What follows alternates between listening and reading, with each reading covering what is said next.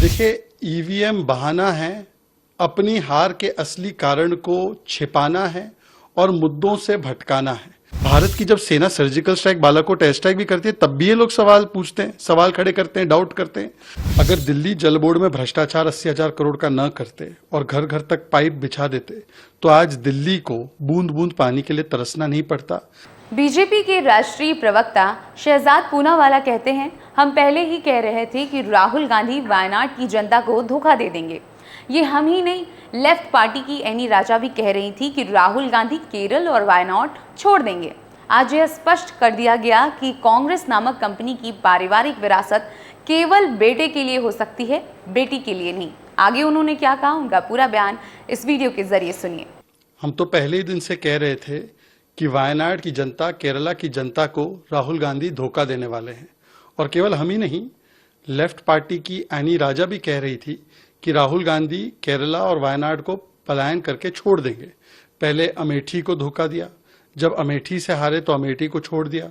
वायनाड ने 2 बार उनको जिताया, सिटिंग सांसद वो वायनाड से है, परंतु अब वायनाड को भी छोड़ दिया। क्योंकि इसमें 3 कारण है। एक तो जो पारिवारिक विरासत है रायबरेली की, आज साफ हो चुका है कि कांग्रेस नामक पारिवारिक कंपनी में पारिवारिक विरासत पुत्र की हो सकती है, पुत्री की नहीं।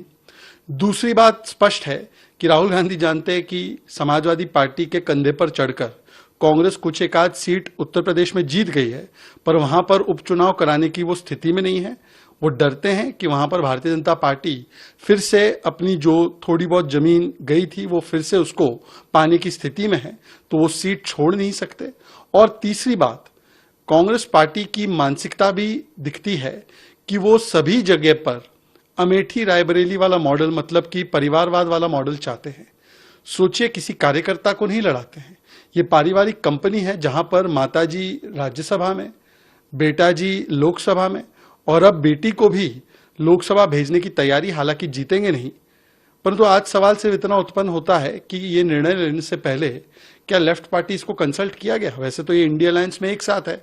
इंडिया अलायंस के साथियों को, मतलब लेफ्ट पार्टीज को पूछा तक गया कि वहां पर प्रियंका वाड्रा जी को लड़वाने का सोच रही है कांग्रेस पार्टी? देखिए, ईवीएम बहाना है, अपनी हार के असली कारण को छिपाना है और मुद्दों से भटकाना है। और इसीलिए कभी ब्लैक बॉक्स कह देना, जैसे राहुल गांधी ने कहा, कभी आज जगन मोहन रेड्डी जी भी सवाल उठा रहे हैं, कभी कहते हैं कि ईवीएम जो है वो ओटीपी और मोबाइल से अनलॉक होती है। ऐसी झूठी अफवाहों से और झूठी खबरों को प्रचारित करने का काम करते हैं। मोदी विरोध में उतरते उतरते आज ये मंडली देश की लोकतांत्रिक संस्थाएं और देश की जो लोकतांत्रिक प्रक्रियाएं हैं, जिसको पूरी दुनिया मानती है, उसको भी एक प्रकार से उस पर कलंक लगाने के काम करने का जो कार्य है उसको छोड़ नहीं रहे हैं। इससे पता चलता है कि किस प्रकार से आज विपक्ष बौखलाया हुआ है। सवाल तो ये बनता है कि जब इसी ईवीएम से आप चुनाव पंजाब में जीतो, आप चुनाव दिल्ली में जीतो, आप कर्नाटका हिमाचल में चुनाव जीतो, तेलंगाना में चुनाव जीतो, तब ये ईवीएम ठीक होता है। और अगर आप चुनाव हार जाओ उत्तर प्रदेश में, उत्तराखंड में या केंद्र में, तब वो ईवीएम खराब हो जाती है। तो ईवीएम नहीं, बल्कि ये देश की संस्थाओं को बार बार कलंकित करने का ये सुनियोजित तरीके से एक षड्यंत्र है।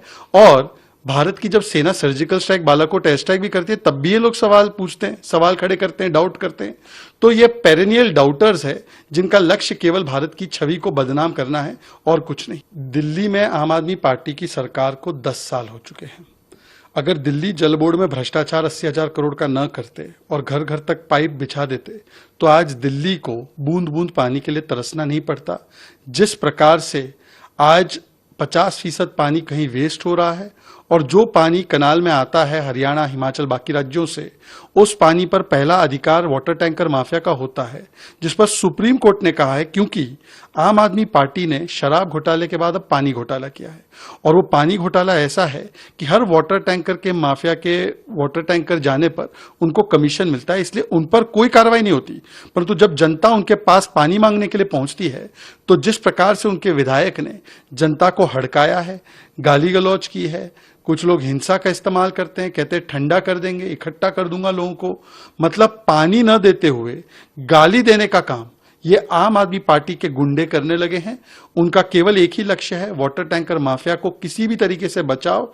और जो पानी की समस्या आज दिल्ली में आई है वो केवल और केवल आम आदमी पार्टी की दी हुई है। कांग्रेस पार्टी केवल कॉस्मेटिकली जाकर मटके इधर उधर फोड़ रही है, पर कांग्रेस पार्टी और आम आदमी पार्टी दोनों मिलकर दिल्ली वासियों की इस परेशानी के लिए जिम्मेदार है।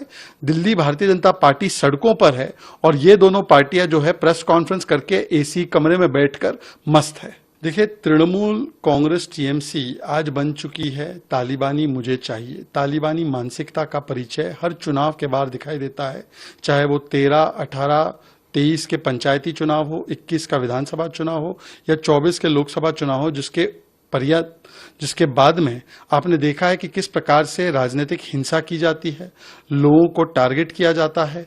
आज भी हम देख रहे हैं ऐसी कई घटनाएं सामने आई हैं। भाजपा के कार्यकर्ता हो या कोई राष्ट्रवादी विचारधारा के लोग हो, उनको किस प्रकार से प्रताड़ित किया जा रहा है। और केवल भारतीय जनता पार्टी के लोग ही नहीं, लेफ्ट और कांग्रेस के कार्यकर्ताओं को भी मारा जा रहा है। परंतु जो संविधान बचाओ की बड़ी बड़ी बातें करते हैं, वो इस प्रकार की राजनीतिक हिंसा जिसका इंस्टीट्यूशनलाइजेशन हो चुका है ममता बनर्जी के राज में, उस पर कुछ बोलने को तैयार नहीं।